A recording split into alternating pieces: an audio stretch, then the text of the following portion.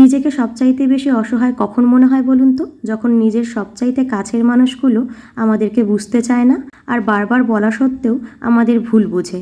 ঠিক সেই সময় নিজের পা থেকে যেন জমি একপাশে সরে যায়। এই বিষয়টা যে শুধু স্বামী বা শ্বশুরবাড়ির লোকেদের সাথে হতে পারে সেটা কিন্তু না, নিজের বাপের বাড়ির লোকেদের সাথেও, এমনকি নিজের মা বাবার সাথেও হতে পারে। তফাৎ শুধু এইটুকুই, বুঝেও না বুঝতে চাওয়া বা ক্ষণিকের জন্য ভুল বোঝাবুঝি থেকে যাওয়া।